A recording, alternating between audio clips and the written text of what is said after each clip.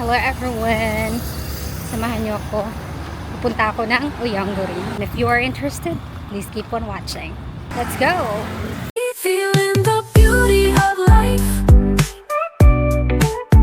Freedom inspired, no strife.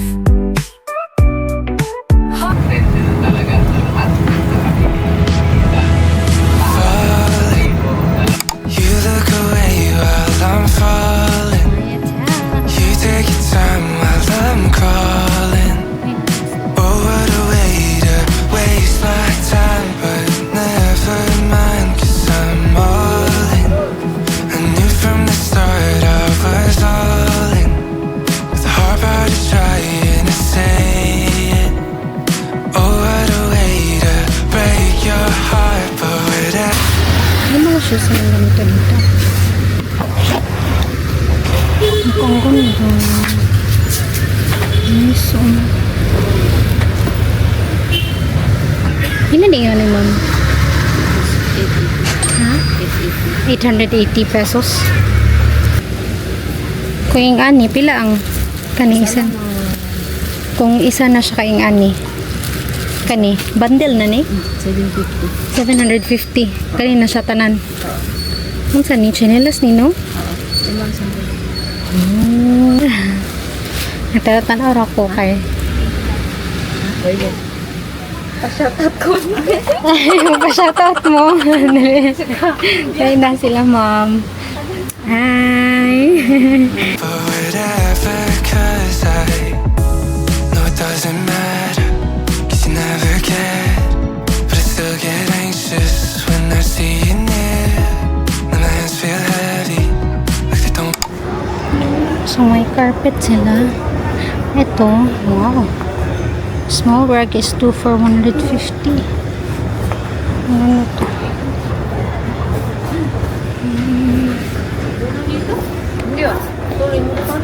150. News. Berarti pun apa berarti bu? Ano siya, no? 150 siya.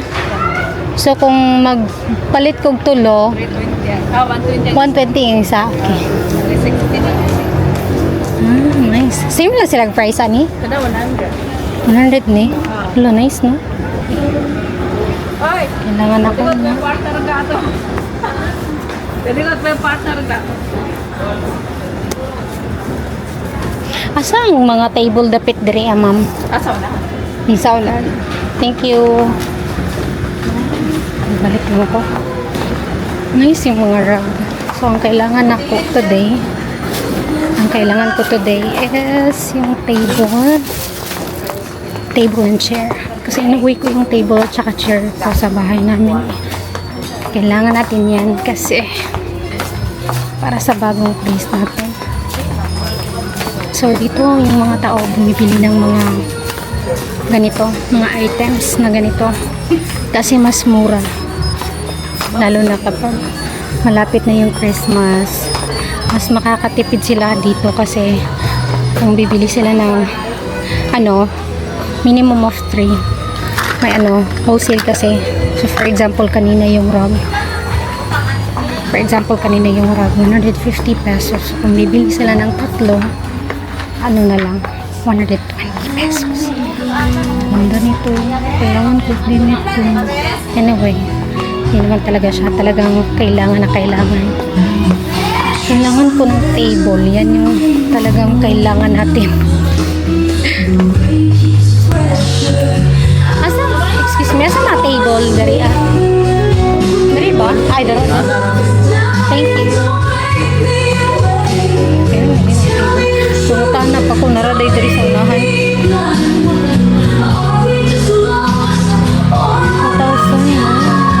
Hindi ganitong table yung gusto ko. Kasi mabigat siya. Ito yung table, nandito sila. Gusto ko yung madali lang pag-transfer. Ito mabigat to eh. 1,999. Kailangan ko ng table at saka chair.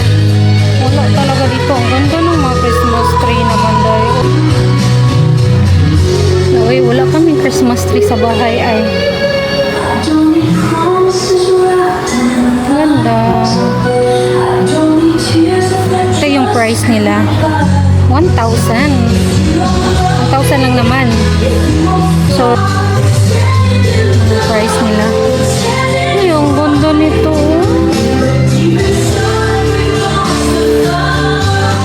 Price naman. Kakaloka, ang mahal.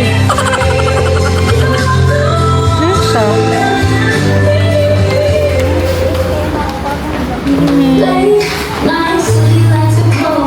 430 pala. Ito, 260 pesos lang. Pero, wala siyang ano dito sa gilid. Kapag gusto mong ganun yung yung kamay mo. Relax yung kamay mo. We'll see. Ayan.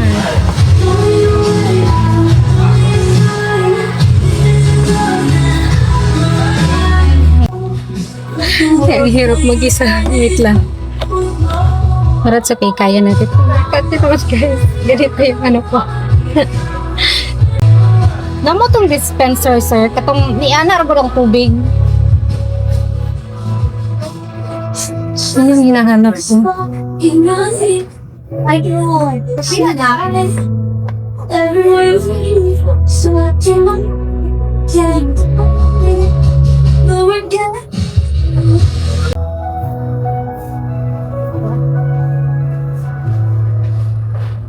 Ito kailangan ko para sa tubig ko kasi much better siya kaysa nung pag magpa-pump ka at saka yung electric na kailangan by charge and minsan nag-aano kasi siya ay alam mo nagulumot siya ba. So ito maganda to kasi mas madali lang linisan. So this is 250 pesos. So wholesale siya kaya tatlo up yung bibilhin mo. 250 na lang siya. So, mga 35 pesos mo na save mo. Kailangan mo bumili ng tatlo.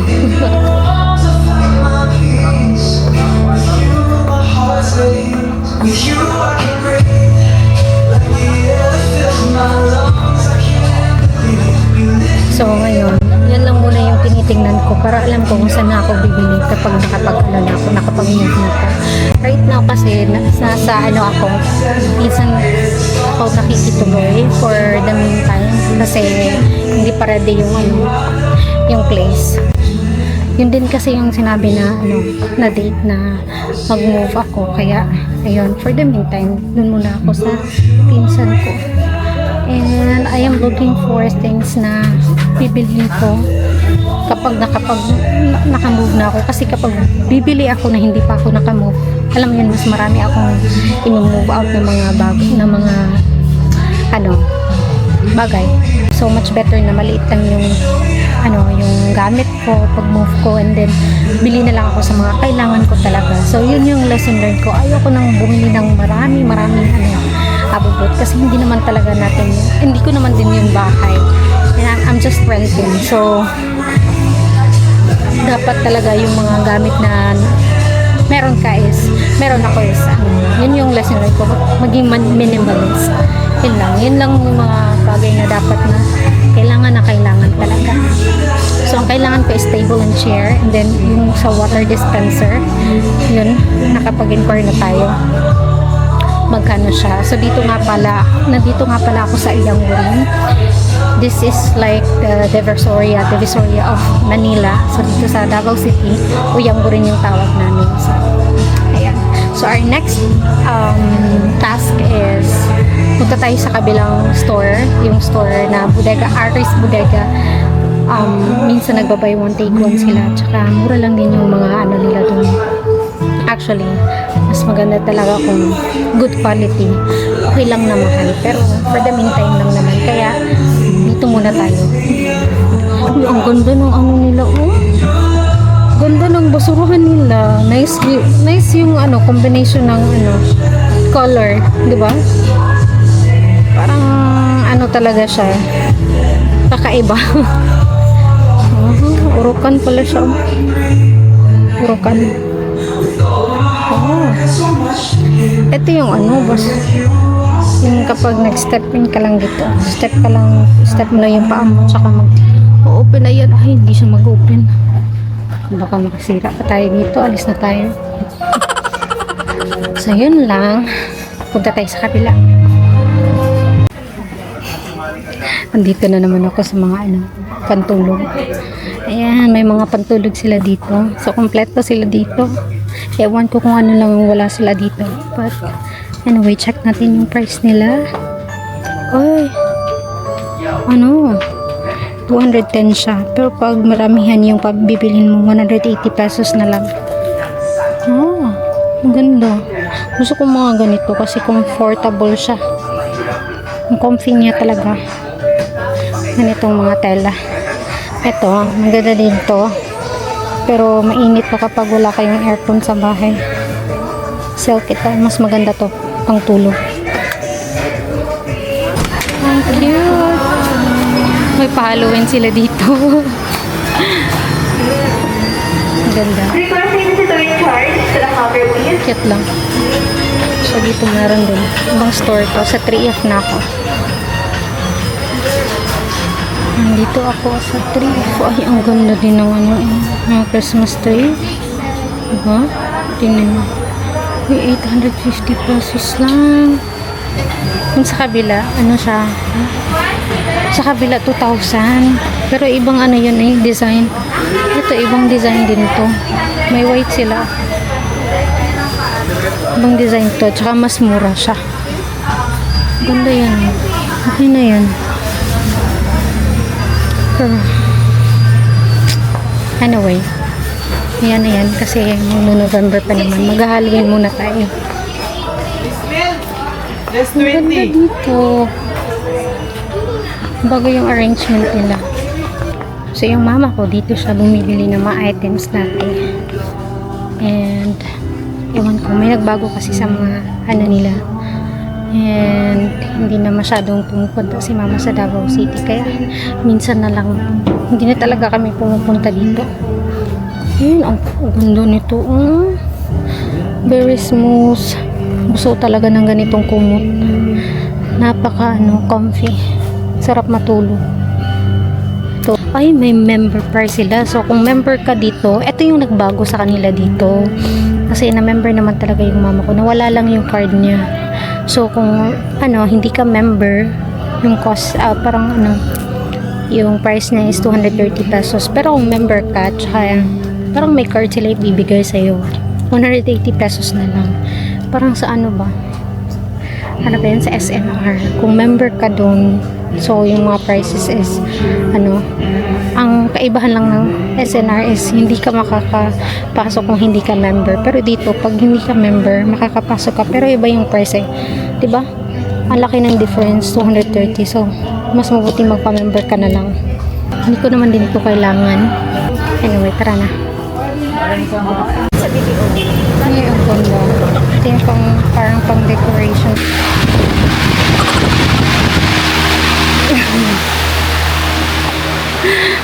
Nakakapagod yung init. Grabe. Anyway, nandito na tayo sa ibang store. Hindi to Aris Bodega, pero parang ganun. Parang, same lang sila. Mas marami lang yung items dito. And, eto, 330 pesos pala siya. At saka may may free na siya ng mga baso, plastic cups. Ganda yun. Kaso lang si Itcha. Magnenegosyo ka, sagadin mo na, yun na lang yung malaki. Para mas maramihan yung matitinda mo. So, ayun. Punta tayo sa taas kasi may mga tables din sila dito. Let's go.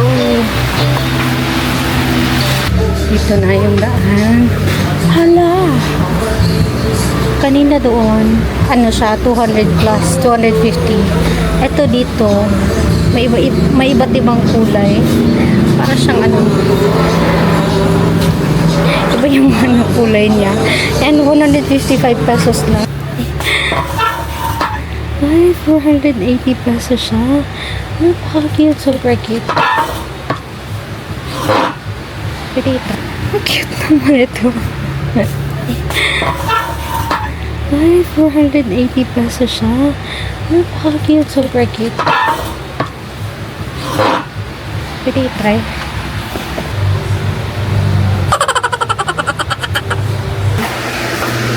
Let's go to the next store.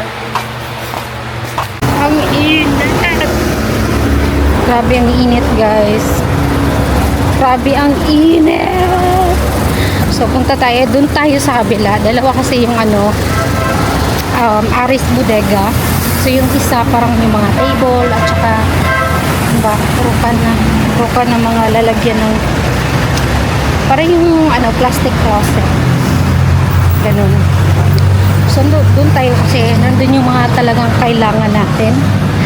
And, hindi na muna tayo magsa-stop by sa ibang stores kasi unahin natin yung mga parang inaantok na ako.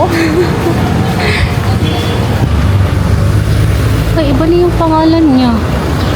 Bakit naging full box na to?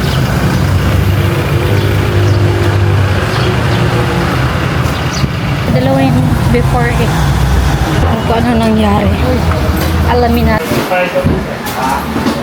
Thank you. Kasi ganito yung daan. Makakalampas wala ng second floor. So, wala na nga pala yung isang bodega doon. Nandito na lahat. Kaya siksikan natin mga items dito. So, ito yung hagdanan papunta sa second floor. Cute. Para sa sa door. Merry Christmas! Ang dami kong inaanak. Ang dami ko talaga inaanak. Parang yan yung sa Pasko. Tago-tago na lang talaga ako kasi ang dami ko inaanak. Nahiya ako kapag umuwi ako sa amin na wala akong dala kasi nakakanya din sa mga bata. Diba? Ganda din to. Yan na naman na bigyan mo yung isa tapos yung isa hindi mo nabigyan, di ba? Dapat bigyan mo lahat kapag bumili ka, bigyan mo na lahat para hindi naman masama yung loob ng ibang nanay. Baka sabihin kasi yung isa binigyan mo, bakit yung anak ko hindi? Alam niyo naman, kahit ako naman talaga, mag-feel ko naman din yun. So, kaya nga kapag wala akong budget na magbigay ng regalo, hindi ko na lang binibigyan yung lahat sila, hindi na lang. So, minsan nabibigay na lang ako ng 20 pesos kasi happy na yung mga bata sa mga ganyan. 20 pesos mo, may mabibili na silang mga candy, ganun, biscuits. But anyway, iba talaga kasi kapag yung items na may items silang natatanggap tapos may binubuksan silang gift. Iba yung feeling nun. And ayun, kapag wala talagang budget si mami kasi yung tawag kapag if you're a fairy godmother, mami yung tinatawag nila. So, yun, mami, kakahiya naman kung wala kang mabibigay, diba? But anyway, yun lang. At least, may mga items na ako nakikita. Maganda talagang, pinag-iisipan mo yung mga bagay-bagay na dapat mo bilhin. Anong oras na? Check ko muna yung time. By the way, ito yung ko. So, yung lalagyan ko ng camera kasi kanina, ganito ko siya hinahawakan. Tapos, kapag may bibili ako, tapos yung camera dito, hindi ako nakakatingin. So, ang ginawa ko is, ito yung ginawa ko. Nilagay ko na lang siya sa bag ko para naman free yung isang kamay ko. Ayan. Wala dito yung kailangan natin. Wala na silang stocks. Wala din ako mabili. Ayoko mong bumili ng mga bagay na hindi natin kailangan. Check ko muna yung time. What time is it na? Nalubat na dahil niya. Hello everyone. So, kauwi na ako. And look what we have here. Mahanting na. Yung pamangkin ko. Pupunta sa labas. Ang init. So, yun lang. That's it for today. Kain tayo ng melon.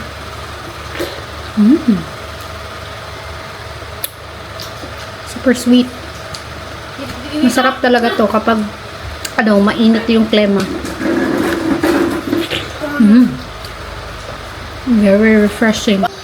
Anyway, thank you so much for watching this vlog and I hope you guys enjoyed. Ang daming stores na pinuntahan natin today and I hope to see you on my next vlog. Thank you so much. Bye!